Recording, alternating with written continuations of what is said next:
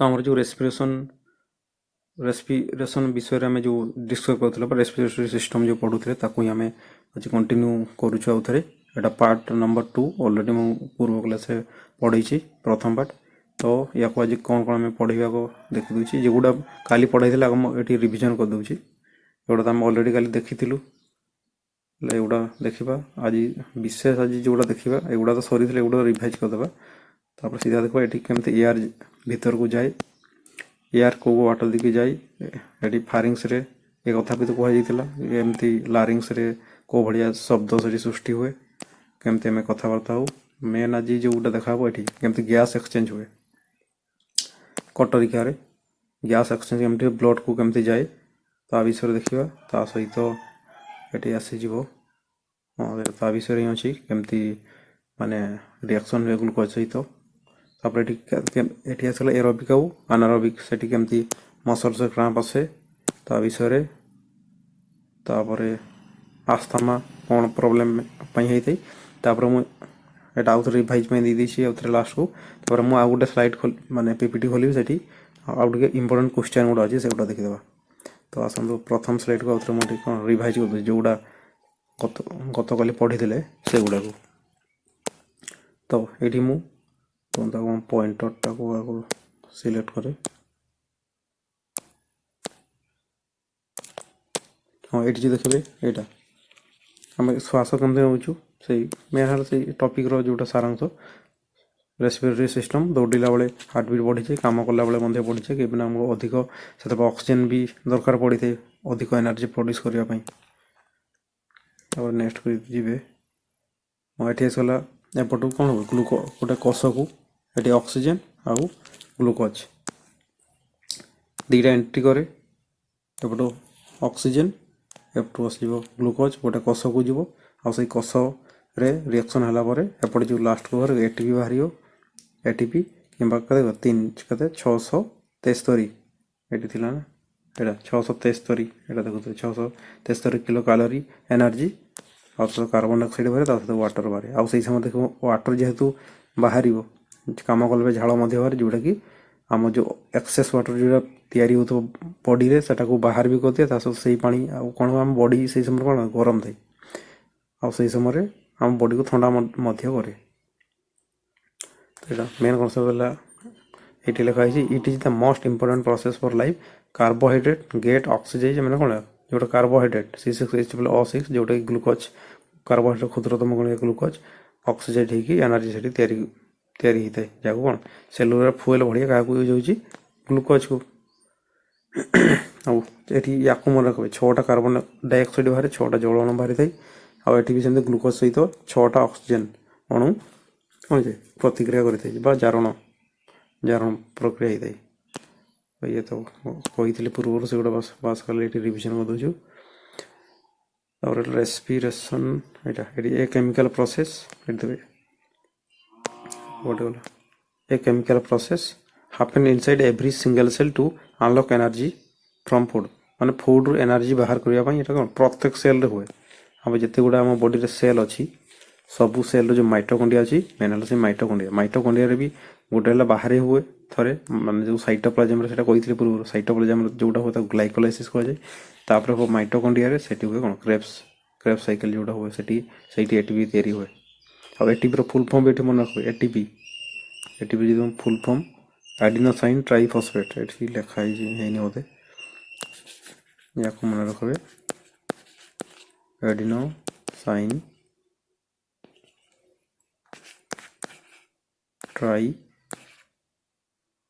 Triphosphate अरे PH हम PH PH हम ट्राइफॉस्फेट तो एटी फुल फॉर्म मन रखिए तापर एटी अच्छी only physical process just air moving in and out the lungs no energy is body जोटा फिजिकल माने जोटा केवल फिजिकल प्रोसेस कौन जो पवन माने लंग्स जीव पुणी बाहर से केवल कौन ब्रीथिंग कहुए से गोटे फिजिकल प्रोसेस से केमिकल प्रोसेस किसी ही न माने जो ग्लूकोज सहित ऑक्सीजन प्रतिक्रिया सेमती किसी ही न केवल जिते निश्वास छाड़ुंट ଆଉ ପ୍ରଶ୍ୱାସ ନେଉଛନ୍ତି। ପ୍ରଶ୍ୱାସ ମାନେ ଭିତରକୁ ବାୟୁ ନେବା ପ୍ରଶ୍ୱାସ କୁହାଯାଏ, ବାହାରକୁ ସେଟାକୁ ନିଶ୍ୱାସ କୁହାଯାଏ। ତାକୁ ହିଁ ସେ ଦୁଇଟାର ପ୍ରୋସେସ୍କୁ ସମାହାରକୁ ବ୍ରିଦିଂ ବୋଲି କୁହାଯାଏ ଶ୍ୱାସ। ଆଉ ସେଇଟା କ'ଣ ଫିଜିକାଲ୍ ପ୍ରୋସେସ୍, ସେଠି ମାନେ କୌଣସି କେମିକାଲ ରିଆକ୍ସନ୍ ହୁଏନି। ତାପରେ ଆସନ୍ତୁ ନେକ୍ସଟକୁ। ଏଠି ତ କହିଥିଲି ନଜ୍ ଦେଇକି ପ୍ରଥମେ ଯାକ ପ୍ରାଇମେରୀ ଅଙ୍ଗ ବୋଲି କୁହାଯାଏ, ରେସ୍ପିରେଟରୀ ସିଷ୍ଟମ୍ ନଜ୍ ଦେଇକି। ତାପରେ ନଜ୍ ଦେଇକି ଏପଟେ ଗଲା ପରେ ଏଠି ଫାରିଙ୍ଗସ୍ ପଡ଼େ, ଏଇଟା ଦେଖୁଛି ଫାରିଙ୍ଗସ୍, ଯେଉଁଟା ଗୋଟେ କମନ୍ ପାସେଜ କହିଥିଲି। ତାପରେ ଲାରିଙ୍ଗସ୍ ପଡ଼େ, ଯେଉଁ ଶ୍ୱାସନଳୀ ଯେଉଁଠି ଷ୍ଟାର୍ଟ ହେବ, ଶ୍ୱାସନଳୀର ଫାର୍ଷ୍ଟରେ ହିଁ ଯେଉଁ ଗେଟ୍ଟାକୁ ମୁଁ କହିଥିଲି ଗ୍ଲୋଟିସ୍ କୁହାଯାଏ। ଏଠି ଯେଉଁ ଏଇଟା ଦେଖୁଥିବେ ଯେଉଁ ଉପାସ୍ଥି, ତାକୁ କୁହାଯାଏ କ'ଣ କୁହାଯାଏ, ଏପିଗ୍ଲୋଟିସ୍ କୁହାଯାଏ। ତାପରେ ଅଛି ଏଠି ଏଇଟା ଯେଉଁଟା ସ୍ୱରଯନ୍ତ୍ର, ଯେଉଁଠି କ'ଣ ଭଏସ୍ ତୁରିବ, ଲାରିଙ୍ଗସ୍ କୁହାଯାଏ। ଲାରିଙ୍ଗସ୍ ପରେ ଏଠି ହେଉଛି ଟ୍ରାଚିଆରେ ସି ସେପ୍ ଟାଇପ୍ର ମାନେ ଯେଉଁ ହାଇଲାଇନ୍ ସି ସେପ୍ କାଟିଲେଜ୍ ଯେଉଁ ବୋନ୍ ଗୁଡ଼ା ଅଛି, ଯିଏକି କ'ଣ ଗୋଟେ ତାକୁ ମାନେ ଚାପି ହେବାକୁ ଦେନି, ଯେମିତି ସବୁବେଳେ ଖୋଲା ରହିବ। ତାପରେ ଏଇଟା ପୁଣି ଡିଭାଇଡ଼ ହେଇଯାଇଛି, ତାକୁ କ'ଣ ବ୍ରଞ୍ଚି, ଏଠି ୟାକୁ ତ କୁହାଯାଇଥିଲା ଟ୍ରାଚି ପରେ ବଞ୍ଚି ପରେ ପୁଣି ବ୍ରାଞ୍ଚି ମାନେ ବ୍ରଞ୍ଚିଅଲ୍ ହେଇଯିବ, ଛୋଟ ଛୋଟ ପାଇପ୍ରେ ପରିଣତ ହେଇଯିବ। ଏଗୁଡ଼ା ଦେଖନ୍ତୁ ପରିଣତ ହେଇକି ପୁଣି ଲାଷ୍ଟକୁ ଆସିବ କଟରିକା। ତ ଫାର୍ଷ୍ଟ କହୁଛି ନଜ୍କୁ ଏୟାର ଗଲା, ତାପରେ ୱିଣ୍ଡ ପାଇପ୍ରୁ ଲଙ୍ଗସ୍। ତ ୟାକୁ ତାର ଅର୍ଡ଼ରଟାକୁ ମନେ ରଖିବେ। ତାପରେ ଆସନ୍ତୁ, ଏଇଟା ତ ଅଲରେଡ଼ି କାଲି ବି କହିଛି ପ୍ରାଇମେରୀ ରେସ୍ପିରେଟରୀ ଅର୍ଗାନ୍, ନାକ ହେଇଗଲା। ଏଠି ସେନ୍ସରୀ ଅର୍ଗାନ୍ ଗୁଡ଼ା ଅଛି, ଗୋଟେ ଆଲଫାକ୍ଟରୀ ଲବ୍ ଅଛି, ଯେଉଁଠି ଭେଷ୍ଟିବୁଲ୍ ନାସା ପ୍ରକୋଷ୍ଠ, ଯେଉଁଠି ଦ ନାସାଲ୍ ଏରିଆ ଦ ନାସାଲ୍ ହେୟାର ଏରିଆ କହିଥିଲି, ଯିଏକି କ'ଣ କରେ ଯେତେବେଳେ ଆପଣ ନିଶ୍ୱାସ ନେବେ, ଯଦି ସେଠି ଧୂଳିକଣା ଅଧିକ ବଡ଼ ସାଇଜ୍ର ଥିବ, ସେଗୁଡ଼ା ଏଇଠି ହିଁ ଛାଣି ହେଇଯିବ। ଆଉ ବାକି ଗୁଡ଼ା ଯେତେବେଳେ ଏଇ ବାଟ ଦେଇକି ଯିବ, ମୁଁ କହିଛି ୟାର ସାଇଡ଼୍ରେ ମ୍ୟୁକସ୍ ଲାଗିଥାଏ। ମନେ ପଡ଼ିଛି ତ ମ୍ୟୁକସ୍ଟାକୁ ଯେଉଁ କହିଥିଲି, ମ୍ୟୁକସ୍ ଲାଗିଥାଏ। ମ୍ୟୁକସ୍ଟା ଗୋଟେ କେଉଁଥିରେ ତିଆରି, ଗୋଟେ ମାନେ ଅଠାଳିଆ ପଦାର୍ଥ, ବା ଯେଉଁଟାକୁ ଯଦି କୁହାଯିବ ଥଣ୍ଡା ଦେଲେ ଯେଉଁ ନାକ ପଟୁ ବାହାରି ଆସେ, ଯେଉଁଟା କ'ଣ ସିଙ୍ଗାଣି କୁହାଯାଏ। ସିଙ୍ଗାଣି ଏଇଟା ଅଲରେଡ଼ି କାଲି ବି କହିଥିଲି, ଯାକୁ ମ୍ୟୁକସ୍ କୁହାଯାଏ। ଏଇଟା ଯଦି ଦେଖିବେ ବହୁ ଅଠା ଭଳିଆ ପଦାର୍ଥ, ଟିକେ ନଏଜ୍ ହେଉଥିବ କି ମାନେ ଉପରେ ଘର ଉପରେ ଗୋଟେ ଫ୍ଲାଇଟ୍ ଯାଉଛି, ଟିକେ ଖାଲି ଆଡ଼ଜଷ୍ଟ କରିବେ। ହଁ, ଫ୍ଲାଇଟ୍ ଅଲରେଡ଼ି ଚାଲିଗଲା। ତ ମୁଁ କହିଲି ମ୍ୟୁକସ୍ ଗୋଟେ ମ୍ୟୁସିନ୍ ପ୍ରୋଟିନ୍ରେ ତିଆରି କରିଥିଲି। ମ୍ୟୁସିନ୍ ପ୍ରୋଟିନ୍, ତା ସହିତ କ'ଣ ଜଳ, ତା ସହିତ ସଲ୍ଟ, ଏସବୁ ଥାଏ। ତ ଆସନ୍ତୁ ଆଉଥରେ ମୁଁ ଭେଷ୍ଟିବୁଲ୍ ଯେଉଁଟା ହେୟାର ଏରିଆରେ ଫିଲ୍ଟର ହେଇଯାଏ। ବାକି ଯେଉଁ ସିଙ୍ଗାଣି ଥାଏ ମାନେ ଯେଉଁ ମ୍ୟୁକସ୍, ସିଏ ବାକି ଯେତିକି ଛୋଟ ଧୂଳିକଣା ଥିବ, ଯେତେବେଳେ ଏୟାର ଏଇ ବାଟ ଦେଇକି ଯିବ, ସେଇଟା ତା ମାନେ ସେଇ ସବୁ ଧୂଳିକଣାକୁ ସିଏ କ'ଣ କରିବ, ମାନେ ସେଗୁଠୁ ଲାଗି ମାନେ ସିଏ ଟାଣି ରଖେ ମାନେ ସେଗୁଡ଼ା ଧୂଳିକଣା ଗୁଡ଼ା ସେଇ ମ୍ୟୁକସ୍ରେ ଲାଗିକି ରହିଯାଏ। ଯେତେବେଳେ ଏୟାରଟା ସେଠି ଲଙ୍ଗସ୍ ପହଞ୍ଚିଲା ବେଳକୁ ପୁରା ଫ୍ରେଶ୍ ଏୟାରଟା ପହଞ୍ଚିବ, ମାନେ କହିପାରନ୍ତି ମ୍ୟୁକସ୍ ପ୍ୟୁରିଫାଇ କରିବା କାମଟି ମଧ୍ୟ କରୁଛି। ତାପରେ ଆସନ୍ତୁ ଭେଷ୍ଟିବୁଲ୍ ତ ଗଲା, ଅଲଫାକ୍ଟରୀ ଲବ୍ ତ ବୋଲି ମାନେ ଶୁଙ୍ଘିବାରେ ସାହାଯ୍ୟ କରେ, ବାସ୍ନା ଶୁଙ୍ଘିବାରେ। ତାପରେ ଏୟାର ଏଇ ଯେଉଁ ବାଟ ଦେଇକି ଗଲା, ଯେଉଁଟା କମନ୍ ପାସେଜ ଫାରିଙ୍ଗସ୍ କୁହାଯାଏ, ୟାକୁ ମନେ ରଖିବେ ନିହାତି। ଫାରିଙ୍ଗସ୍ କମନ୍ ପାସେଜ। ଭୋକାଲ୍ କର୍ଡ଼ ବିଷୟରେ ବି ତ କହିଛି, ଦୁଇଟା ଭୋକାଲ୍ କର୍ଡ଼ ଥାଏ। ଯଦି ଲେଡ଼ିଜ୍ମାନଙ୍କ କେସ୍ରେ ଦେଖିବେ, ଫିମେଲ୍ ବା ଚାଇଲ୍ଡମାନଙ୍କ ତାଙ୍କର ସ୍ମଲ୍ ଥାଏ, ସର୍ଟ ଆଉ ଥିନ୍ ଥାଏ, ପାଖାପାଖି 1.7 ସେଣ୍ଟିମିଟର। ତାଙ୍କର ହାଇ ପିଚ୍ ସାଉଣ୍ଡ ସେଥିପାଇଁ ବାହାରେ। ମେଲ୍ମାନଙ୍କର ଦେଖିବେ ତାଙ୍କର କ'ଣ ଲାର୍ଜ ସାଇଜ୍ ଥାଏ, ଲାର୍ଜ ମାନେ ଥିକ୍ ଥାଏ, ତା ସହିତ ଲମ୍ବା ବି ଥାଏ 2.3 ସେଣ୍ଟିମିଟର। ସେଥିପାଇଁ ଲ ପିଚ୍ ସାଉଣ୍ଡ କ'ଣ ହୁଏ, ପୁରା ମୋଟା ଆୱାଜ ବାହାରେ, ପୁରା ଏରିଆଟାକୁ କମ୍ପେଇବ, କିନ୍ତୁ ବେଶୀ ଦୂର ଶୁଣାଯିବନି। ଯେମିତି ଡିଜେ ବାଜେ, ଦେଖିବେ ଯେଉଁ ଏରିଆ ଡିଜେ ବାଜୁଥିବ ସେଇଠି ଶୁଣାଯିବ ପୁରା ବହୁତ ଜୋରସେ, ପୁରା ପୁରା ଛାତି ଦୁଲକେଇ ଦେଲା ଭଳିଆ। କିନ୍ତୁ ଯେଉଁଟା ହାଇ ପିଚ୍ ସାଉଣ୍ଡ, ସେଇଟା କ'ଣ ବହୁତ ଦୂର ପର୍ଯ୍ୟନ୍ତ ଶୁଣାଯାଏ। ଯେଉଁଟା ହାଇ ପିଚ୍ ସାଉଣ୍ଡ, ଯେଉଁଟାକି ଝିଅ ପିଲା ଆଉ ଛୋଟ ପିଲାମାନଙ୍କ ସେଇଟା ହେଇଥାଏ। ତାଙ୍କର କି ପାଇଁ ନା ରିଜନ୍ ହେଇଟା ସର୍ଟ ଆଉ ଥିନ୍, ଯେଉଁ ତାଙ୍କ କ'ଣ ଯାକୁ କ'ଣ କୁହାଯାଏ ଭୋକାଲ୍ କର୍ଡ଼ ବୋଲି କୁହାଯାଏ। ଏଇ ଯେଉଁ ଥ୍ରେଡ଼୍କୁ ଭୋକାଲ୍ କର୍ଡ଼। ଆଉ ପୁରା ଏଇ ସିଷ୍ଟମ୍ଟାକୁ ଯେଉଁ 9ଟା କାର୍ଟିଲେଜ୍ରେ ତିଆରି କହିଥିଲି, ତାକୁ କୁହାଯାଏ ଭଏସ୍ ବକ୍ସ ବା ଲାରିଙ୍ଗସ୍ ବୋଲି କୁହାଯାଏ। ଏଠି ଅଲରେଡ଼ି ଏଠି ଲେଖା ହେଇଛି, ଗୋଟେ ଦେଖିଦେବେ। ମୁଁ ଆଜି କ'ଣ ସ୍ପିଡ଼୍ରେ ପଢ଼ୁଛି କି ମାନେ ଅଲରେଡ଼ି ମୁଁ ପୂର୍ବ କ୍ଲାସ୍ରେ ପଢ଼ି ସାରିଛି, ସେଟାକୁ ଆପଣ ଦେଖିନେବେ ଯେଉଁମାନେ ଜାଣିପାରୁନାହାନ୍ତି। ତାପରେ ଆସିଗଲା, ଯଦି ଦେଖିବେ ମେଜରମେଣ୍ଟ ଯେଉଁଟା ଆମ ଶ୍ୱାସନଳିକା, ଯେଉଁ ସ୍ୱର, ଏଠି ଯେଉଁ ଲାରିଙ୍ଗସ୍ ପଢ଼ିଲେ, ଲାରିଙ୍ଗସ୍ ପରେ ଯେଉଁଟା ଏଇଟା ଇଏ ତ ରହିଲା ଲାରିଙ୍ଗସ୍। ଏଇଟା ଲାରିଙ୍ଗସ୍ ପରେ ଏଇଠି ଅଛି vocal cord. Vocal cord actually କେଉଁଟା, ସେଠି ଗୋଟେ ଏଲାଷ୍ଟିକ୍ ଫାଇବର୍ ଥାଏ, ନରମ ଫାଇବର୍ ଟାଇପ୍ର, ତ ଥ୍ରେଡ଼୍ ଟାଇପ୍ର, ତାକୁ କୁହାଯାଏ ଭୋକାଲ୍ କର୍ଡ଼। ତାପରେ ଯେଉଁ ଏଠୁ ଷ୍ଟାର୍ଟ ହେଉଛି ଏଇଟା, ତାକୁ କୁହାଯାଏ ଟ୍ରାଚିଆ ବା ଶ୍ୱାସନଳୀ। ଶ୍ୱାସନଳୀର ଯଦି ଦୈର୍ଘ୍ୟ ଦେଖିବେ 10 ସେଣ୍ଟିମିଟର, ଗୋଟେ ଗଲା 10 ସେଣ୍ଟିମିଟର ତାର ଏଇଟା ହେଇଗଲା ଦୈର୍ଘ୍ୟ ହୋଇଥାଏ। ତା ସହିତ ୱାଇଡ୍ ହେଲା 2.5 ସେଣ୍ଟିମିଟର। ତାପରେ ଇଏ କ'ଣ କଥା ଯେଉଁ ଅଛି ସି ସେପ୍ର ଯେଉଁ ହାଇ ଲାଇନ୍ କାଟିଲେ ଯେଉଁଟା ଅଛି ଏଗୁଡ଼ା ସି ସେପ୍ର ଏଗୁଡ଼ା କମ୍ପ୍ଲିଟ୍ ରିଙ୍ଗ ନୁହଁ। ଏଠି ଟିକେ ଇମେଜରେ କୋଉଟା ଦେଖାଉଛି କମ୍ପ୍ଲିଟ୍ ରିଙ୍ଗ ଭଳିଆ, କିନ୍ତୁ ଆକ୍ଚୁଆଲି ସି ଟାଇପ୍ର ପୁରା କମ୍ପ୍ଲିଟ୍ ଏମିତି ଭିଡ଼ି ନଥାଏ। ହେଲେ ଭିଡ଼ି ନଥାଏ ସି ଟାଇପ୍ର ଏମିତି ଥାଇ, ଆକୁ ଚାପିବାକୁ ଦିଏନି। ଯେମିତି ମୁଁ ଏଠି ଯେଉଁ ପାଣି ପମ୍ପରେ ଲାଗିଥାଏ ଯେଉଁ ପାଣିକୁ ଯେଉଁ ସେଇଟା କ'ଣ ଫୁଟବଲ ପାଇପ୍ ଯେଉଁ କୁହାଯାଏ, ମାନେ ମେସିନ୍ ଏଠି ଯଦି ମେସିନ୍ ଅଛି ଏଇଠି ସପୋଜ ଯେଉଁ ମୁଁ ରେକ୍ଟାଙ୍ଗଲଟା ବନେଇଲି ଏଇ ଯେଉଁ ଚତୁର୍ଭୁଜଟା, ତା ପୂର୍ବରୁ ଯେଉଁଟା ଯେଉଁ ପାଣି ପଟେ ଯେଉଁ ପାଇପ୍ଟା ଲଗାଯାଏ, ପାଣି ଭିତରେ ଯେଉଁ ପାଇପ୍ଟା ଦିଆଯାଇଥାଏ, ଏଠି ଫୁଟବଲ ଗୋଟେ ଲାଗିଥାଏ ଯେଉଁଟା ପାଣି ଛାଣିକି ଆଣେ। ତାପରେ ଏପଟେ ଯେଉଁ ପାଇପ୍ଟା ଲାଗିଥାଏ ଫୁଟବଲ, ଏଠି ଏମିତି ରାଉଣ୍ଡ ରାଉଣ୍ଡ ଟାଇପ୍ର ଷ୍ଟ୍ରଙ୍ଗ ପାଇପ୍ଟା ଲାଗିଥାଏ, ଯେମିତି ଚେପା ଯେମିତି ନ ହେଇଯାଏ ପାଣି ଗଲାବେଳେ। ତ ସେଇ ଟାଇପ୍ର ମାନେ ହାଇଲାଇନ୍ କାଟିଲେଜ୍ ବନ୍ ଗୁଡ଼ା ଆମକୁ ଟ୍ରାଚିଆକୁ ସପୋର୍ଟ କରେ, ଯେମିତି ସେଇଟା ଚାପି ହେଇକି ନଯାଏ, ଯେମିତି ଏୟାର ଯେମିତି ଆରାମସେ ଯାଇପାରିବ, ଯେମିତି ସେଇଟା କଲାପ୍ସ ହେବନି। ତ ତାପରେ ଆସନ୍ତୁ ଏଠି ଲଙ୍ଗ ସ୍ପିଡ଼୍ରେ କହିଥିଲି ଲେଫ୍ଟ ସାଇଡ଼୍ଟା ହେଉଛି ମାନେ ଟିକେ এইটা লেফট সাইড, এটি যে চিত্র এটি যে ଅଛି এটা একচুয়ালি এটা হচ্ছে মানে এটা হচ্ছে রাইট সাইড, এটা লেফট সাইড। তো যেটা রাইট সাইড সেটা লেফট সাইড অপেক্ষা ଟିକେ ତାର ସାଇଜ୍ ବଡ଼। ଏଠି ଦେଖୁଥିବେ ଏଠି ଆପଣ ଏଇଟା ଗୋଟେ ପିଣ୍ଡ ଦେଖୁଥିବେ ଲବ୍ କୁହାଯିବ। ଇଏ ଗୋଟେ ଲବ୍ ଏଇଠୁ ଏଇଟା ଇଏ ଗୋଟେ ଲବ୍ ହେଇଗଲା, ଇଏ ଗୋଟେ ଲବ୍, ତିନିଟା ଲବ୍ ଅଛି, କିନ୍ତୁ ଏଠି ଆମକୁ ଦୁଇଟା ହିଁ ଲବ୍ ଦେଖିବା ପାଇଁ ମିଳିବ। ଗୋଟା ଯେଉଁଟା ଲେଫ୍ଟ ସାଇଡ଼୍ରେ କି ପାଇଁ ନା ଏଠି ଯେଉଁ ହୃତ୍ପିଣ୍ଡ ଯେଉଁ ଏଠି ରହିଥାଏ, ହୃତ୍ପିଣ୍ଡ କିଛି ଜାଗା ହୃତ୍ପିଣ୍ଡ ଏଠି ତାର ଜାଗା ଅଧିକାର କରିଥାଏ, ଯେଉଁଟାକୁ କ'ଣ ଯେଉଁ ଜାଗାଟା କୁହାଯାଏ କାର୍ଡ଼ିଆକ୍ ନଚ୍ ବୋଲି କୁହାଯାଏ।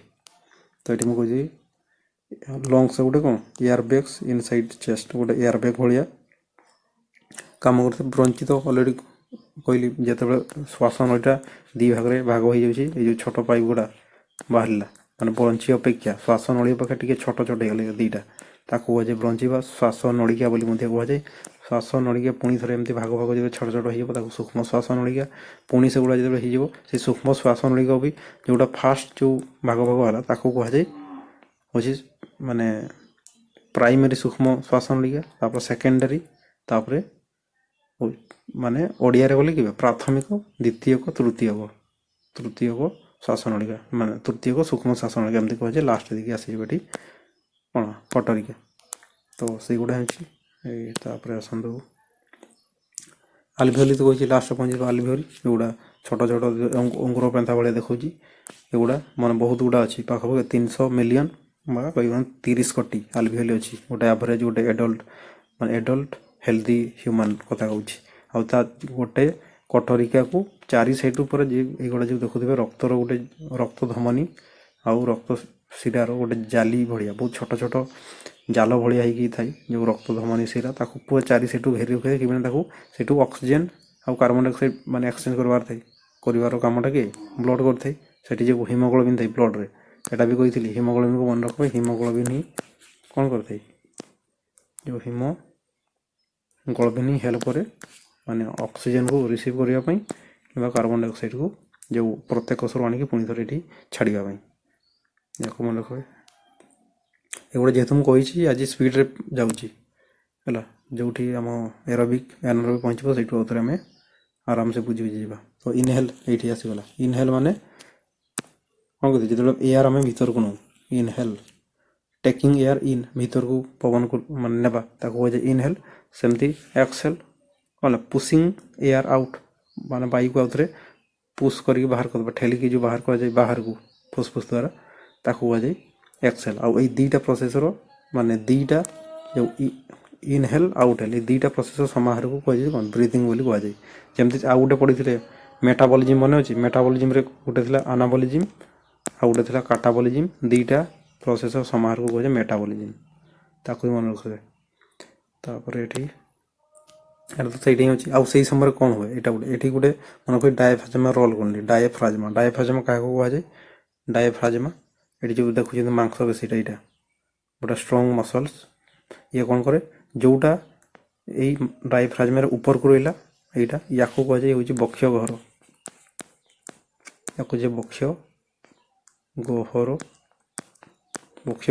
ଆଉ ଯେଉଁଟା ତଳକୁ ରହିଲା ୟାକୁ ଯେଉଁ ଡାଏଫ୍ରାଜମା କ'ଣ କୁହାଯାଏ ଓଡ଼ିଆରେ ମଧ୍ୟଛଦା ବୋଲି କୁହାଯାଏ। ମଧ୍ୟଛଦା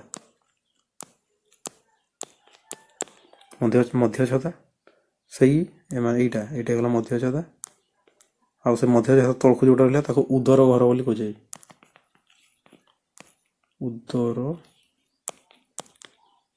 ଉଦର ଗହ୍ୱର। ମୁଁ ଆଉ ଥରେ ଲେଖିଦେଉଛି, ତାକୁ କୁହାଯାଏ ଉଦର ଗହ୍ୱର। ଏଇଟା ତ ପଢ଼ିଦେବେ 9-10 କ୍ଲାସ୍ରେ। ଉଦର ଗହ୍ୱର ବକ୍ଷ ଗହ୍ୱରକୁ ଯିଏ ସେପାରେଟ୍ କରୁଛି ସେ ହେଉଛି ଡାଏଫ୍ରାଜମା। ଇଏ ହେଉଛି ଯେଉଁଟା ମସଲ୍ସ ଡାଏଫ୍ରାଜମା। ତ ଇଏ ଯେତେବେଳେ ଆମେ ଅକ୍ସିଜେନ୍ ଯେତେବେଳେ ଭିତରକୁ ନେଉ, ଅକ୍ସିଜେନ୍ ମାନେ କ'ଣ, ଯେଉଁ ଏୟାର, ଆଉ ଏୟାରରେ ବି କହିଛି ନ ଏସି। ସର୍ଟକଟ୍ ମନେ ରଖିବା ପାଇଁ ଏଇଟା ମୁଁ କହିଛି, ନ ଏସି ମନେ ରଖିବେ। ଯେ ଶୀତ ଦିନରେ ଏସି ଚଲେଇବନି, ତାକୁ ସର୍ଟକଟ୍ କଲେ କ'ଣ ହେଇଯିବ, ନ ଏସି। ନ ଏସି ଦେଖो ଏଠି ସିରିଏଲ୍ ଅନୁସାରେ ହିଁ ଅଛି। ଏକରେ ଏମାଉଣ୍ଟ ହିସାବରେ ବି ସିରିଏଲ୍ ଅନୁସାରେ, ଯେମିତି ନାଇଟ୍ରୋଜେନ୍, ଇଏ ହେଉଛି ନାଇଟ୍ରୋଜେନ୍ ଅଣୁ ହେଲା N2, ଅକ୍ସିଜେନ୍ର ଅଣୁର ସିମ୍ବଲ O2, ଆର୍ଗନ୍ ଆସିଯିବ ତାପରେ ଆର୍ଗନ୍ର ନିଷ୍କ୍ରିୟ ଗ୍ୟାସ୍। ତାପରେ ଯେଉଁ C4 ହେଲା କାର୍ବନ୍ ନୁହଁ, କାର୍ବନ୍ ଡାଇଅକ୍ସାଇଡ୍। ଆଉ ଯଦି ଏହାର ମାତ୍ରା ବି ଦେଖିଦେବେ, ମାତ୍ରା ଯେଉଁଟା ନାଇଟ୍ରୋଜେନ୍, ଯେଉଁଟା ହେଉଛି ନାଇଟ୍ରୋଜେନ୍ କେତେ ଥାଏ 78%, ଅକ୍ସିଜେନ୍ ଥାଏ ହେଉଛି କେତେ 21%, ଆର୍ଗନ୍ ଯଦି ଦେଖିବେ ସେଇଟା 0.9%, 0.9, ଆଉ ଯଦି କାର୍ବନ୍ ଡାଇଅକ୍ସାଇଡ୍ ଦେଖିବେ ସେଇଟା 0.03 ଆଉ ଯାକୁ ବି ମନେ ରଖିବେ ଏଠି। ତ ଯେମିତି ୟାର ଆମେ ଭିତରକୁ ଯିବୁ, ଏଗୁଡ଼ା ସବୁ ଗୁଡ଼ା ଯାଏ, ନ ଏସି, nitrogen, oxygen, argon, carbon dioxide ସବୁ ଗୁଡ଼ା ଏଠି ଭିତରକୁ ଯିବ। ଆଉ ସେଇ ସମୟରେ କି ହୁଏ, ଯେଉଁ ଫୁସ୍ଫୁସ୍ ଗୁଡ଼ା ଦେଖୁ, ଯେତେବେଳେ ଏଠି ଆମେ ନିଶ୍ୱାସ ଭିତରକୁ ନେଉଛୁ, ମାନେ ନିଶ୍ୱାସ ପ୍ରଶ୍ୱାସ ନେଉଛୁ, ଯେତେବେଳେ ପ୍ରଶ୍ୱାସ ନେଉଛୁ ଯେଉଁ ଡାଏଫ୍ରାଜମାଟା ସେଟା ତଳ ପଟେ ପୁସ୍ ହୁଏ। ଦେଖ ସେଥିପାଇଁ ଆମ ପେଟଟା ସେଇ ସମୟରେ ଫୁଲିଯାଏ, ଯେହେତୁ ଏଇଟା ଏପଟେ ପୁସ୍ ହେବ, ମାନେ ପେଟ ପଟେ ଉଦର ଗହ୍ୱର ଯେଉଁଟା କୁହାଯାଉଛି ସେପଟେ ଯେହେତୁ କୁଆଡ଼େ ଗଲା, ଯେହେତୁ ସେପଟେ ପୁସ୍ ହେବ, ରୁହନ୍ତୁ ମୁଁ ସେ ସ୍ଲାଇଡ଼୍ଟା ବାହାର କରିକି କୁଆଡ଼େ ପଳେଇଲା, ଏଠି ଆସିଗଲା। ଯେତେବେଳେ ଏଠି ଆମେ ପ୍ରଶ୍ୱାସ ନେଉଛୁ ଭିତରକୁ, ଯେତେବେଳେ ନେଉଛୁ ଦେଖନ୍ତୁ ଏଇଟା ତଳପଟେ ଯେଉଁ ତୀର ଚିହ୍ନ ଦେଇଛି, ମାନେ ପେଟ ପଟେ ଏଇଟା ପ୍ରେସର ପକାଏ, ସେଥିପାଇଁ ଆମେ କ'ଣ ପେଟଟା ଫୁଲିଯାଏ। ଠିକ୍ ଯେତେବେଳେ ଆମେ ନିଶ୍ୱାସ ଛାଡ଼ିବା, ସେତେବେଳେ ସେଇ ଡାଏଫ୍ରାଜମାର ପ୍ରେସରଟା ହିଁ କ'ଣ କରେ, ସାହାଯ୍ୟ କରିଥାଏ ପବନଟାକୁ ଠେଲିକି ବାହାର କରିଦେବା ପାଇଁ। ଏକରେ ଡାଏଫ୍ରାଜମା, ତା ସହିତ ଏଠି ଯେଉଁ ଉଦର ଗହ୍ୱର ଯେଉଁ ପଞ୍ଜରା ଅଛି, ସିଏ ତାର ଯେଉଁ ମାନେ ବକ୍ଷ ଗହ୍ୱର ସହିତ ଯେଉଁ ପଞ୍ଜରା ହାଡ଼ ମଧ୍ୟରେ ଯେଉଁ ମାଂସପେଶୀ ଗୁଡ଼ା ସେଠି ଗୋଟେ ମଧ୍ୟ କୋଠରୀ ତିଆରି ହେଇଥାଏ, ଯେଉଁ ବକ୍ଷ ଗହ୍ୱର କୁହାଯାଉଛି। ତା ସହିତ ଏଠି ଯେଉଁ ଡାଏଫ୍ରାଜମା ରହିଲା, ଦୁଇଟା କ'ଣ ହେବ, ଯେମିତି ବୋତଲକୁ ଚିପିଲେ ଯେମିତି ଯେଉଁ ସିଚୁଏସନ୍ ସେଠି କ୍ରିଏଟ୍ ହୁଏ, ସେଇ ଟାଇପ୍ର। ଯେମିତି ବୋତଲକୁ ଚିପିବ ମାନେ ଏପଟେ ଡାଏଫ୍ରାଜମା ଏପଟେ ଚାପି ହେବ, ଏଇ ସାଇଡ଼୍ ଗୁଡ଼ା ବି ଚାପି ହେବ, ମାନେ ଏଗୁଡ଼ା ବି ଏପଟେ ଏମିତି ଚାପି ହେବ ଚାରି ସାଇଡ଼୍ରୁ। ଇଏ ବି ତ ଚାପି ହେଉଛି ଡାଏଫ୍ରାଜମା, ପବନ ଏପଟୁ ବାହାରିଯିବ ହେଲା। ତ ଆଉ ଯେତେବେଳେ ଇନହେଲ୍ ବେଳେ ଡାଏଫ୍ରାଜମା ତଳକୁ ଯିବ, ତଳ ପଟେ, ସେଥିପାଇଁ ପେଟଟା ଫୁଲିଯାଏ। ତ ଇଏ ହେଉଛି ଇନହେଲ୍ ଆଉଟହେଲ୍। ତ ୟାକୁ କ୍ୱେଶ୍ଚନ୍ ପଛରେ କେତେ ଏଠି ଯେଉଁ ଦେଇଦେଲା କୁଆଡ଼େ ଗଲା, ଡାଏଫ୍ରାଜମା ବିଷୟରେ ଏଠି ମୁଁ ଲେଖିଦେଇଛି, ମସଲ୍ସ ବିଲୋ ଲଙ୍ଗସରୁ ତଳକୁ ଯେଉଁ ମସଲ୍ ଥାଏ, ବା କହିପାରନ୍ତି ଯେଉଁ ଆବ୍ଡୋମେନ୍ର ଉପରକୁ ଥାଏ, ମାନେ ପେଟ ଗହ୍ୱର, ମାନେ କ'ଣ ଉଦର ଗହ୍ୱରର ଜଷ୍ଟ ଉପରକୁ, ସେଇଟା ମଧ୍ୟ କହିପାରିବେ। ତାପରେ ସେ ହେଲା ଏଠି ବି ଲେଖିବି ଦେଇଛି, ଡାଏଫ୍ରାଜମା କ'ଣ ପୁଶେସ୍ ଅପ୍, ଏଠି ଡାଏଫ୍ରାଜମା ପୁଲ୍ସ ଡାଉନ୍, ତଳପଟେ ଆସୁଛି। ତାପରେ ଆସନ୍ତୁ ନେକ୍ସଟକୁ, ଏଠି ଆସିଗଲା ବାସ୍। ଏଇଟା ଆଜି ବୁଝିବା। ଏଠି କ'ଣ ହେଲା, ଯେଉଁ ଅକ୍ସିଜେନ୍, ଯେଉଁ ଏଇଟା ହେଉଛି କଟରିକା, ଏଠି ଯେଉଁ ଦେଖୁଛନ୍ତି ଏଇ ସେପ୍ର, ଏଇଟା ହେଉଛି ଏକଲ ହେଲା, ଏଇଟା ହେଉଛି ଆଲଭିଓଲି ବା ଆଲଭିଓଲିକୁ କଟରିକା ବୋଲି କୁହାଯାଏ।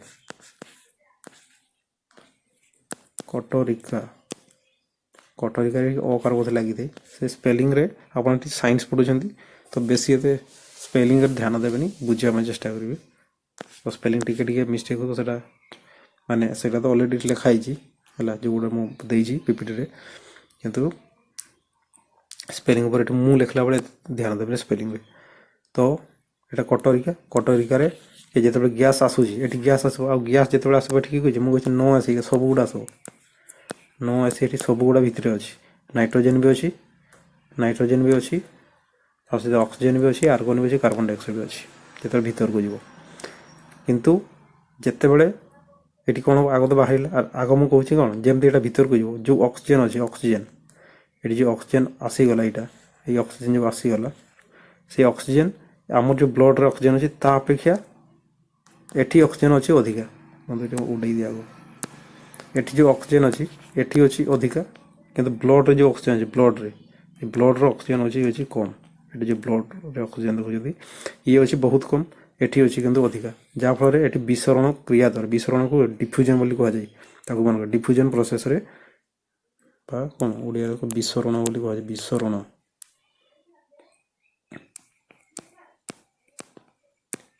ପ୍ରକ୍ରିୟା କ'ଣ, ଯେତେବେଳେ ଅଧିକ ମାନେ ଗୋଟେ ଦ୍ରବଣରେ ଯେଉଁ ଦ୍ରବଣରେ ଅଧିକ ଉପାଦାନ ଥିବ ସେଟା ଯେଉଁ ଦ୍ରବଣରେ କମ୍ ଉପାଦାନ ଥିବ ସେଇ ଆଡ଼କୁ ସେଟା କ'ଣ ଗତି କରିଥାଏ ସେଇ ଉପାଦାନ। ଏଠି ଯେଉଁ ଉପାଦାନ ଗୁଡ଼ା ଅଛି ଏଠି ଅକ୍ସିଜେନର ମାତ୍ରା ଅଧିକ ଅଛି, ଏଠି କିନ୍ତୁ ଅକ୍ସିଜେନ ମାତ୍ରା କମ୍ ଅଛି। ତ ଅଧିକରୁ କମ୍ ଆଡ଼କୁ ଉପାଦାନର ପ୍ରବାହ ବା ଏଠି ଅକ୍ସିଜେନର ପ୍ରବାହ ହେବ, ତାକୁ ହିଁ କୁହାଯାଏ ଡିଫ୍ୟୁଜନ୍ ବା ବିସରଣ କ୍ରିୟା। ସେମିତି ଯଦି କାର୍ବନ ଡାଇଅକ୍ସାଇଡ଼କୁ ଦେଖିବେ ଏଠି ଯେଉଁ ଏୟାରଟା ଏଠି ଆସିଲା ଭିତରକୁ, ଏଠି ଯଦି ଦେଖିବେ ଏଠି ଯେଉଁ କାର୍ବନ ଡାଇଅକ୍ସାଇଡ଼ ଅଛି, ଏଠି ଯେଉଁ କାର୍ବନ ଡାଇଅକ୍ସାଇଡ଼ ଅଛି ଯେଉଁ କଟରିକା ଭିତରେ ସିଏ ଅଛି ହେଉଛି କମ୍, କିନ୍ତୁ ରକ୍ତର ଯେଉଁ କାର୍ବନ ଡାଇଅକ୍ସାଇଡ଼ ଅଛି ଯେଉଁ ଦେଖୁଛନ୍ତି ଏଗୁଡ଼ା ଏଇଟା ହେଉଛି ରକ୍ତ ଭିତରକୁ ଯାଉଛି। ତା କାରଣ ଏଠି ଯେଉଁ କାର୍ବନ ଡାଇଅକ୍ସାଇଡ଼ ଏଠି ହେଉଛି ଅଧିକା, ଯେଉଁ ରକ୍ତରେ ଏଠି ଯେଉଁ ରକ୍ତ କଥା ହେଉଛି ରକ୍ତରେ ଅଛି ଯେଉଁ କାର୍ବନ ଡାଇଅକ୍ସାଇଡ଼ ସେଟା ଅଛି ଅଧିକା, ତେଣୁ ଏଇଟା ବି ସେମିତି ଅଧିକ ଅଛି, ଏଠି ଅଧିକରୁ କମ୍ ଆଡ଼କୁ ଗତି କରିଲା, ମାନେ କାର୍ବନ ଡାଇଅକ୍ସାଇଡ଼ ରକ୍ତରୁ ସିଏ ଯିବ କଟରିକା ଭିତରକୁ। କୁହାଯାଇଛି ବିସରଣ ପ୍ରକ୍ରିୟାକୁ ହିଁ କୁହାଯାଏ। ଉପାଦାନ ମାନଙ୍କର କ'ଣ ଯେଉଁ ଦ୍ରବଣରେ ଅଧିକ ଥିବ ଉପାଦାନ, ସେଇ ଉପାଦାନରୁ ଆଉ ଗୋଟେ ଦ୍ରବଣରେ ଯେଉଁଠି ଉପାଦାନ ଗୋଟେ କମ୍ ଥିବ ୟା ଅପେକ୍ଷା, ତ ସେଇ ଅଧିକରୁ କମ୍ ଆଡ଼କୁ ଉପାଦାନ ଗୁଡ଼ିକ କ'ଣ ପ୍ରବାହିତ ହୋଇଥାଏ, ତାକୁ ବିସରଣ କୁହାଯାଏ। ତ ଏଠି କାର୍ବନ ଡାଇଅକ୍ସାଇଡ଼ ଭିତରକୁ ଯିବ, ଆଉ ଏଠି ଅକ୍ସିଜେନ୍ କଟରିକାରୁ ଆସିବ ବ୍ଲଡ଼କୁ। ଆଉ କିଏ ରିସିଭ୍ କରେ ସେଟା ବି ଗୋଟେ ମାନେ ଇମ୍ପୋର୍ଟାଣ୍ଟ। ରିସିଭ୍ କିଏ କରେ? ରିସିଭ୍ ଏଠି করে ହିମୋଗ୍ଲୋବିନ୍। ଏଠି ଯେଉଁ ଅକ୍ସିଜେନ୍ ଯେଉଁ ମାନେ ଏଠି ତୀର ଚିହ୍ନଟା ଏଠି ଦେଇଛି, ଏଇଟା ଆକ୍ଚୁଆଲି ତୀର ଚିହ୍ନଟା ଆସିବା କଥା କୋଉଠି ଏଠି ଏପଟେ ଅକ୍ସିଜେନ୍ ଆସିବ ଏଠି, ମାନେ ଏଠି ରିସିଭ୍ କିଏ କରେ ତାକୁ ହିମୋଗ୍ଲୋବିନ୍। ଏଇଟା ତ ଅଲରେଡ଼ି କହିଥିଲି, ହିମୋଗ୍ଲୋବିନ୍ କ'ଣ ରିସିଭ୍ କରିବା କାମ କରିଥାଏ। ଆଉ ଯେମିତି ହିମୋଗ୍ଲୋବିନ୍ ରିସିଭ୍ କରେ ଅକ୍ସିଜେନ୍କୁ, ସେତେବେଳେ ହିମୋଗ୍ଲୋବିନ୍ଟା ହେଇଯାଏ ଅକ୍ସି ହିମୋଗ୍ଲୋବିନ୍ ହେଇଯାଏ। ଅକ୍ସି ହିମୋଗ୍ଲୋବିନ୍ ବାସ୍ ଅକ୍ସି ୱାର୍ଡଟା ଲାଗିଯିବ, ଅକ୍ସି ହିମୋଗ୍ଲୋବିନ୍। ସେମିତି ଯେ କାର୍ବନ ଡାଇଅକ୍ସାଇଡ଼ କିଏ ଆଣେ? ସେଇ ହିମୋଗ୍ଲୋବିନ୍ ନେଇକି ଆସେ। ବା ଯେତେବେଳେ କାର୍ବନ ମାନେ ଯେଉଁ ରକ୍ତ ଯେଉଁ ଏଠି ଅଛି ଯେତେବେଳେ ଅକ୍ସିଜେନ୍ ପାଇଯିବ, ସେଇ ରକ୍ତଟାକୁ କୁହାଯାଏ ଅମ୍ଳଜାନ ଯୁକ୍ତ ରକ୍ତ, ଅକ୍ସିଜେନେଟେଡ୍ ବ୍ଲଡ଼ ବୋଲି କୁହାଯାଏ। ସେମିତି ଯେତେବେଳେ କାର୍ବନ ଥିବ ତାକୁ ଆଉ ଗୋଟେ ୱାର୍ଡ ଅଛି ଯେଉଁ ମାନେ ଅଙ୍ଗାରକାମ୍ଳ ଯୁକ୍ତ ରକ୍ତ ବୋଲି କୁହାଯାଏ। ସେଟା ଯେବେ ବ୍ଲଡ଼ ଟପିକ୍ ଆସିବ ସେଠି ଆଉ ଡିଟେଲରେ ପଡ଼ିବା। ତ ଏଠି ଜାଣନ୍ତୁ ଯେମିତି ମାନେ ଅକ୍ସିଜେନ୍ ଆଉ କାର୍ବନ ଡାଇଅକ୍ସାଇଡ଼ କେମିତି ଏକ୍ସଚେଞ୍ଜ ହେଲା, ବିସରଣ ପ୍ରକ୍ରିୟାକୁ ମନେ ରଖିବେ। ତାପରେ ଏଠି ଆଉ ଗୋଟେ ଏଠି ଯେଉଁ ଡାଉଟ୍ ରହୁଥିବ, ଯେଉଁ ସବୁ ଅକ୍ସିଜେନ୍ ଏଠି, ତାମାନେ ନୁହେଁ ଯେ ସବୁ ଅକ୍ସିଜେନ୍ ଏଠି ଯେଉଁ ଅଛି ସବୁଗୁଡ଼ା ରକ୍ତକୁ ଚାଲି ଆସିଲା, ମାନେ ଅଧିକାଂଶ ଏଠି ଆସିବ, କିଛି ଯେତେବେଳେ ନିଶ୍ୱାସ ଛାଡ଼ିବା ସେଥିରେ ମଧ୍ୟ କିଛି ଅକ୍ସିଜେନ୍ ବାହାରିବ। କିନ୍ତୁ କାର୍ବନ ଡାଇଅକ୍ସାଇଡ଼ ବି ସେମିତି, ଏଠି ଯେତିକି କାର୍ବନ ଡାଇଅକ୍ସାଇଡ଼ ମାନେ ଭିତରକୁ ନେଇଥିବା ତା ଅପେକ୍ଷା ଯେତେବେଳେ ବାହାରିବ ସେତେବେଳେ କାର୍ବନ ଡାଇଅକ୍ସାଇଡ଼ର ମାତ୍ରା ବଢ଼ିଯିବ। ସେଥିପାଇଁ ଗରମ ଲାଗେ, ଯେହେତୁ କାର୍ବନ ଡାଇଅକ୍ସାଇଡ଼ର ଗୁଣ ଅଛି ସେ କ'ଣ ଗରମକୁ ଧରି ରଖେ। ଏଠି ଯେତେବେଳେ ବାହାରିବ ସିଏ ଆମ ବଡ଼ିର ଟେମ୍ପରେଚର୍ ବି ଗୋଟେ ଅଛି କେତେ 37.5 ବା 37 ଯେଉଁଟା କୁହାଯାଏ, ଯେହେତୁ ସେଇଟା ଧରି ରଖେ ସେ କ'ଣ ଏଠି ବାହାରିଲା ବେଳେ ଆମର ଯେଉଁ ପାଇପ୍ ଦେଇକା ଗ୍ୟାସ୍ଟା ବାହାରିବ, ଏୟାରଟା ବାହାରିବ, ସେଇ କାର୍ବନ ଡାଇଅକ୍ସାଇଡ଼ ଯେହେତୁ ଅଧିକ ଅଛି ସେଇ ତାର ଗରମ ଯୋଗୁଁ ହେଲା, ସେଟା ଯେହେତୁ ଟେମ୍ପରେଚର୍ ଅଧିକ ଥାଏ ତାର ଗରମ ଯୋଗୁଁ ସେଇ ପାଇପ୍ ଦେଇକି ଯେତିକି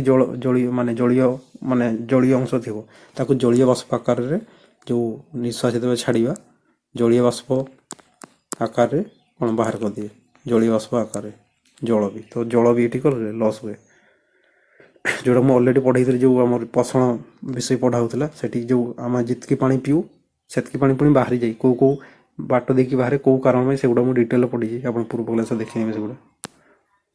ତାପରେ ଆସିଗଲା ଏଠି ତ ସବୁ କହୁଛି। ଏଠି ଯଦି ଦେଖିବେ ତାର process, oxygen from the alveoli enters the bloodstream, carbon dioxide from the bloodstream enters the, ଏଇଟୁ ଗୁଡ଼ା ହିଁ ଲେଖା ହେଇଛି, ୟାକୁ ବାସ୍ ପଢ଼ି ନେବେ ଜଷ୍ଟ।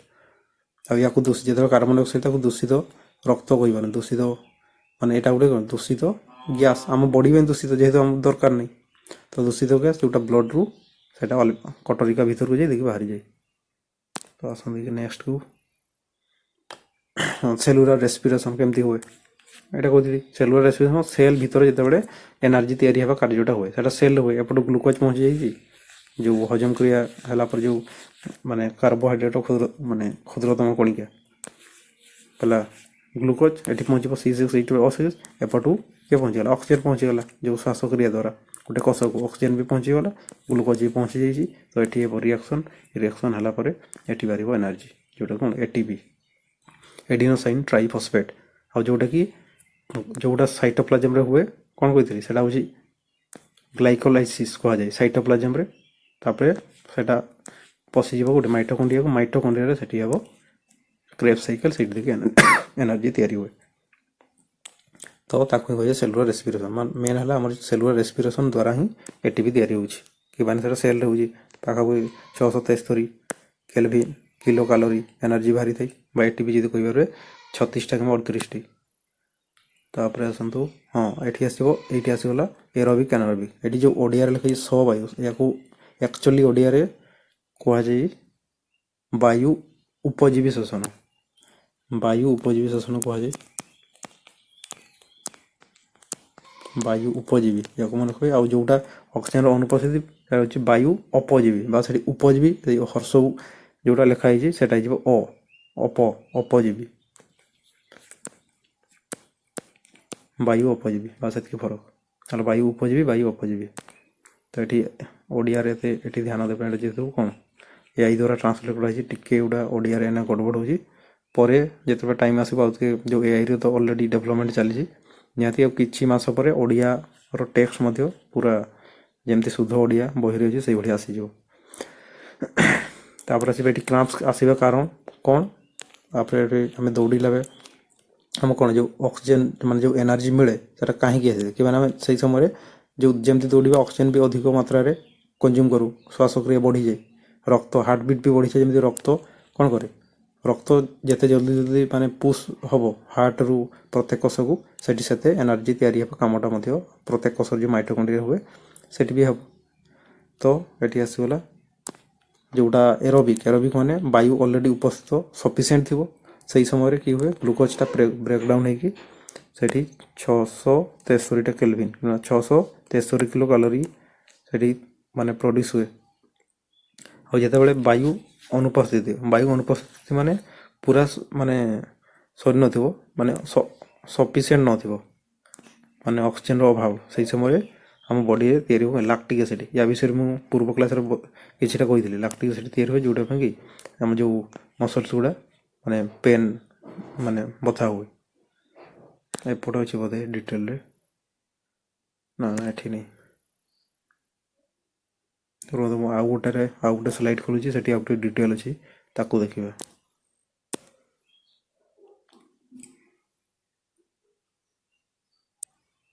ହଁ ଏଇଠି ଦେଖନ୍ତୁ ଏଇଟା ହେଉଛି ଏରୋବିକ୍ ନା ଆନାରୋବିକ୍ ପରେ ସେଠି କ'ଣ ହୁଏ ଯେହେତୁ ଅକ୍ସିଜେନର ଥାଇ ହେଉଛି ଅଭାବ ଅକ୍ସିଜେନ ଯେହେତୁ ଏଠି କ'ଣ ସଫିସିଏଣ୍ଟ ଅକ୍ସିଜେନ ମିଳେନି ଯେତେବେଳେ ଆମେ କଣ୍ଟିନ୍ୟୁ କାମ କରୁଥିବା କି କଣ୍ଟିନ୍ୟୁ ଏଠି ଯେମିତି ସାଇକେଲିଂ ଯେମିତି କରିବା ଦ୍ୱାରା ମସଲ୍ସ ଗୋଟେ ଟାଣ ହେଇଯାଏ କିମ୍ବା ଅକ୍ସିଜେନର ସେଠି ସର୍ଟ ହୁଏ ଅକ୍ସିଜେନ ଯେହେତୁ ସର୍ଟ ହେଇଯିବ ସଫିସିଏଣ୍ଟ ଅକ୍ସିଜେନ ଯେତେବେଳେ ନ ମିଳିବ ସେଇଠି ତିଆରି ହେଇଯାଇ ହେଉଛି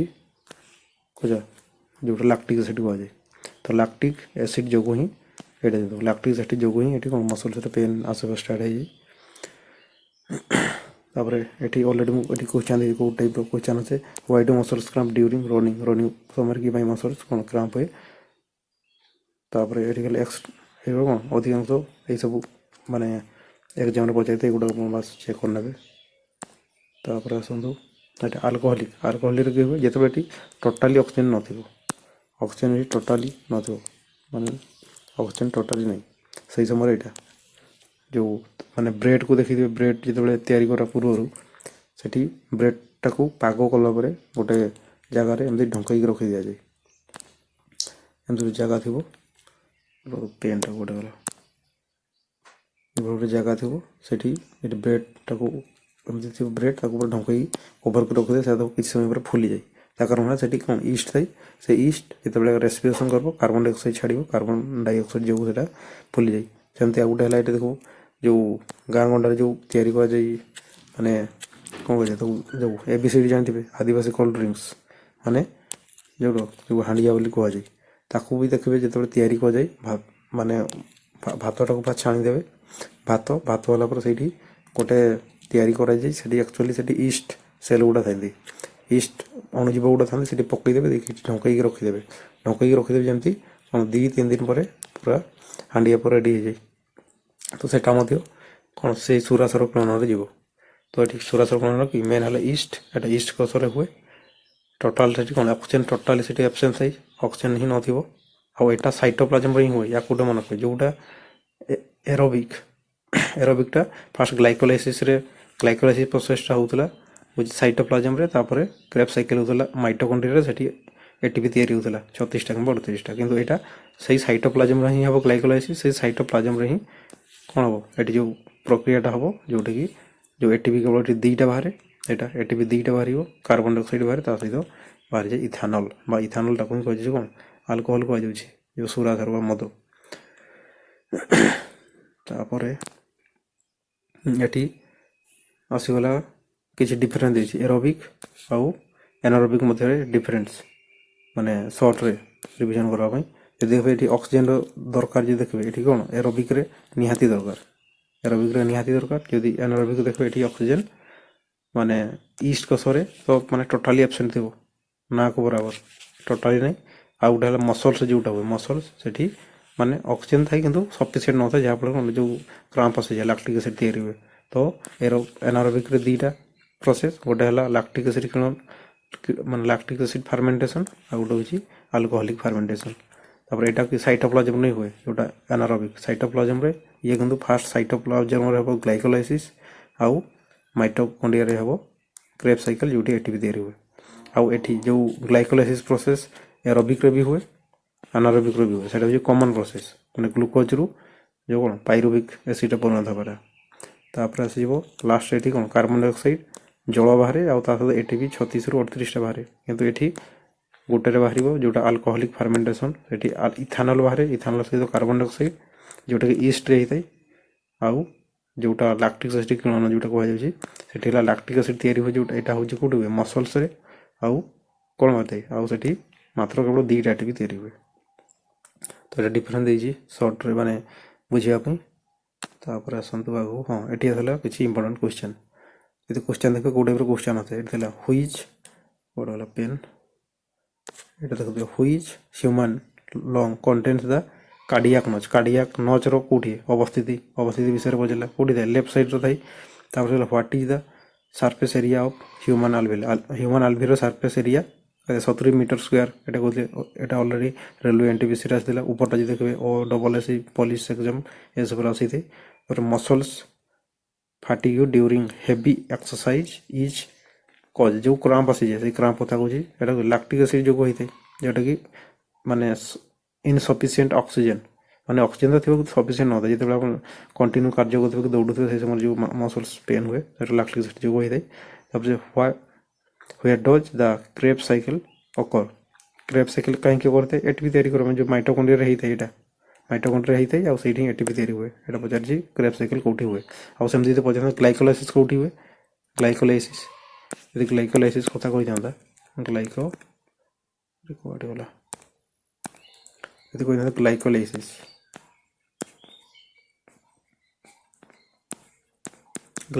କହିଥିଲେ, ସେଇଟା କେଉଁଠି ହୁଏ, ସାଇଟୋପ୍ଲାଜମରେ ହୁଏ, କୋଷ ଜୀବକ। ତାପରେ ବାସ୍ ଏଠି ଆଉ ଥରେ ଦେଖିଦିଅନ୍ତୁ, ଆମକୁ ଇନହେଲ୍ କରାଯାଏ ଫାଷ୍ଟ ଏୟାରକୁ, ଇନହେଲ୍ କଲେ ସେଇଟା ଯିବ ଫୁସ୍ଫୁସ୍କୁ, ଫୁସ୍ଫୁସ୍ରୁ କେଉଁଠି ଆଲଭିଓଲିକୁ ଯିବ କଟରିକା, ସେଠି ଅକ୍ସିଜେନ୍ କାର୍ବନ ଡାଇଅକ୍ସାଇଡ୍ ଏକ୍ସଚେଞ୍ଜ ହେବ। ଆଉ ଯିଏ ଅକ୍ସିଜେନ୍କୁ ରିସିଭ୍ କରେ ସେ ହିମୋଗ୍ଲୋବିନ୍, ରକ୍ତରେ ହିମୋଗ୍ଲୋବିନ୍ ଯେମିତି ରିସିଭ୍ କରିବ ସେଇଟା ଅକ୍ସି ହିମୋଗ୍ଲୋବିନ୍ ହେଇଯିବ, ଦେଇକି ପ୍ରତ୍ୟେକ କୋଷକୁ ଯିବ। ସେମିତି ଏଠି ଆଉ କେଉଁ ପ୍ରକ୍ରିୟା ହୁଏ, ବିଷରଣ ପ୍ରକ୍ରିୟାରେ, ମାନେ ଅକ୍ସିଜେନ୍ ଆଉ କାର୍ବନ ଡାଇଅକ୍ସାଇଡ୍ ଏକ୍ସଚେଞ୍ଜ ହେଇଥାଏ। ତାପରେ ଏଠି ବ୍ଲଡ଼୍କୁ ଯିବ, ବ୍ଲଡ଼୍ ଦେଇକି ପ୍ରତ୍ୟେକ କୋଷକୁ ପହଞ୍ଚିବ, କେରି ଟୁ ମାନେ ବ୍ଲଡ଼୍କୁ ଗଲା ଯେଉଁ ଅକ୍ସିଜେନ୍ଟା, ସେଠି ହିମୋଗ୍ଲୋବିନ୍ ରିସିଭ୍ କରିଥାଏ, ସିଏ ଦେଇକି ପହଞ୍ଚିବ ପ୍ରତ୍ୟେକ କୋଷକୁ। ଏଠି ପ୍ରତ୍ୟେକ କୋଷକୁ ପହଞ୍ଚିବ, ପ୍ରତ୍ୟେକ କୋଷ ସାଇଟୋପ୍ଲାଜମରେ ହେବ କିଏ ଗ୍ଲାଇକୋଲାଇସିସ୍ ପ୍ରୋସେସ୍ରେ ଫାଷ୍ଟ ଗ୍ଲୁକୋଜଟା ପରିଣତ ହେଇଯିବ ପାଇରୁଭେଟ୍ରେ ବା ପାଇରୁଭିକ୍ ଏସିଡ୍। ତାପରେ ଆଉ ଏଇଟା କେଉଁଠି ସାଇଟୋପ୍ଲାଜମରେ, ତାପରେ ସେଇଟା ଏଣ୍ଟ୍ରି କର ମାଇଟୋକଣ୍ଡ୍ରିଆକୁ, ଯେଉଁ ପାଇରୁଭେଟ୍ ଏଠି ସାଇଟୋପ୍ଲାଜମରେ ତିଆରି ହେଇଥିଲା, ପାଇରୁଭେଟ୍ ସେଇଟା ଏଣ୍ଟ୍ରି କର ମାଇଟୋକଣ୍ଡ୍ରିଆ ହେବ କ୍ରେବ୍ ସାଇକେଲ, ସେଠିକି ଅକ୍ସିଜେନ୍ର ଉପସ୍ଥିତିରେ ହୁଏ। ଆଉ ସେଠି ଏଟିପି ତିଆରି ହୁଏ, ଆଉ କେତେ 36 କିମ୍ବା 38ଟି ଏଟିପି ତିଆରି ହୁଏ। ଏଇଟା ହେଇଗଲା 38ଟି ଏଟିପି ତିଆରି ହୁଏ। ଆଉ ଯଦି ଏଠି ଯେଉଁ ମାନେ ଗ୍ଲାଇକୋଲାଇସିସ୍ ପ୍ରୋସେସ୍ ହେବ କୋଷ ଜୀବକରେ, ସେଇଠୁ ପୁଣି 2ଟା ପ୍ରୋସେସ୍ ଆସିଯାଏ, ଯେଉଁଟା ଆନାରୋବିକ୍ରେ ଯଦି ସେଇଟା କମ୍ପ୍ଲିଟଲି ଅକ୍ସିଜେନ୍ ନଥିବ ତାହେଲେ ସେଇଟା ହେଇଯିବ ଇଥାନଲ୍ ବା ଯେଉଁ ଆଲକୋହଲିକ୍ ଫାର୍ମେଣ୍ଟେସନ୍। ଯଦି ଇନସଫିସିଏଣ୍ଟ ଯେଉଁଟା ମସଲ୍ସରେ ହୁଏ ସେଇଟା ହେଇଯିବ ଲାକ୍ଟିକ୍ ଆସିଡ୍ କିରଣ, ଲାକ୍ଟିକ୍ ଆସିଡ୍ କିରଣ ଯେଉଁଟା କହୁଛି ଲାକ୍ଟିକ୍ ଆସିଡ୍ ଯେଉଁଟା ତିଆରି ହୁଏ। ତ ଇଏ ହେଇଗଲା ଆମର ଟୋଟାଲ୍ ରେସ୍ପିରେଟୋରୀ ସିଷ୍ଟମ୍ର। ତ ଏଠି ଆଉ ଗୋଟେ ଅଛି, ଆଉ ଗୋଟେ ହେଉଛି ଆସ୍ଥାମା, ସେଇଟା ଆଉ ଗୋଟେ PDF ଅଛି ବୋଧେ, ସେଇଟା ବି କହିଦେଉଛି ଆଜି ୟାକୁ ସରେଇଦେବା। ତ ଆସ୍ଥାମା କୁଆଡ଼େ ଗଲା, ରୁହନ୍ତୁ ବୋଲି ଟିକେ ଆଉ ଗୋଟେ ମୁଁ ସ୍ଲାଇଡ଼୍ଟା ଖୋଲୁଛି। ହଁ ଦେଖନ୍ତୁ ଏଇଠି ଏଇ ସ୍ଲାଇଡ଼୍ରେ ଏଇଟା ତ ଅଲରେଡ଼ି ମୁଁ କ'ଣ ଏରୋବିକ୍ ଏନାରୋବିକ୍ ବିଷୟରେ କହିସାରିଛି ଅଲରେଡ଼ି। ଏଠି ବି ଯଦି ଆଉ ଥରେ ରିଭିଜନ୍ କରିଦେବେ, ଏଠି ରିଭିଜନ୍ କରିଦେବେ, ଏଇଟା ମୁଁ PDFଟା ଆକ୍ଚୁଆଲି ଖୋଲିଛି। ତ ଏଠି ଆସିଗଲା ଯେଉଁଗୁଡ଼ା କହିଛି ଅଲରେଡ଼ି ସେଗୁଡ଼ା ହିଁ, ଯେଉଁଟା ତ କହିଲି ଅଲରେଡ଼ି ଯାହା ସବୁ ହୁଏ ଇଥାନଲ୍ ସହିତ କାର୍ବନ୍ ଡାଇଅକ୍ସାଇଡ୍ ଦୁଇଟା ATP ତ ଅଲରେଡ଼ି କହିଛି, ସିଦ୍ଧାନ୍ତ ତଳକୁ ଯିବ। ଏଠି ହେଲା ଆସ୍ଥାମା।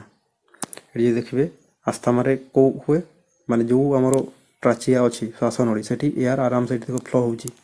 ଆଉ ଦେଖ ଏଇ ସାଇଡ଼୍ରେ ମ୍ୟୁକସ୍ ବି ଥାଏ ହେଲା, ଏଇଟା କହୁଛି ଏଇ ଯେଉଁ ସାଇଡ଼୍ରେ ମ୍ୟୁକସ୍ ଥାଏ, ଯିଏକି ଯେତେବେଳେ ଏଠି ଏୟାର ଯିବ ହେଲା, ଯେତେବେଳେ ଏଠି ଏୟାର ଯିବ ସେଠି ଯେତିକି ଧୂଳିକଣା ଥିବ ସେଠି ଲାଗିକି ରହିଯାଏ।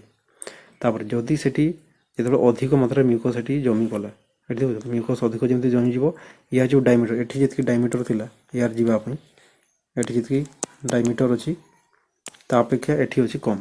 ଏଠି ଯଦି ଦେଖିବେ ଏଠି ତାର ଡାଇମିଟର କ'ଣ ଅଛି, ଡାଇମିଟର କମ୍ ଅଛି, ଯାହାଫଳରେ ଏୟାର ଯେତିକି ଏଠି ଯାଉଥିଲା ସେତିକି ପରିମାଣରେ ଏୟାର ଏଠି ଯାଇପାରିବନି। ଆଉ ଏହା କାରଣ କ'ଣ, ମାନେ ଏମିତି ମାନେ ଡାଇମିଟର କମିଯିବାର କାରଣ ସିଗାରେଟ୍ ଧୂଆଁ।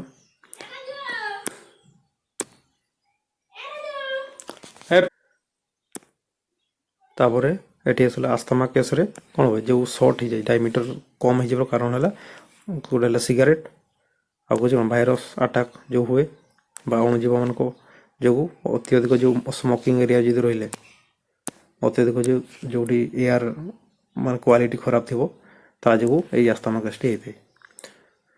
ଯାହାଫଳରେ କ'ଣ ଯେଉଁ ଆମର ଯେଉଁ ଇନର ସାଇଡ୍ ଅଛି ଶ୍ୱାସ ନଳୀର ସେଇ ସାଇଡ଼୍ରେ ମ୍ୟୁକସ୍ ଜମିଯାଏ, କିମ୍ବା ଏଠି ଯେଉଁ ତାର ମସଲ୍ ଗୁଡ଼ା ଅଛି ସେଗୁଡ଼ା ଫୁଲିଯାଏ, ଯାହାଫଳରେ ଯେଉଁ ଡାଇମିଟର ଯେଉଁ ରାସ୍ତାଟା ଅଛି ସେଇଟା ଛୋଟ ହୋଇଯାଏ, ଯାହାଫଳରେ ଏୟାର ଯେତିକି ଯାଉଥିଲା ଏଠି ନର୍ମାଲି ସେଠି ଏତିକି ମାନେ ସେତିକି ଏୟାର ଏଠି ଯାଇପାରେନି।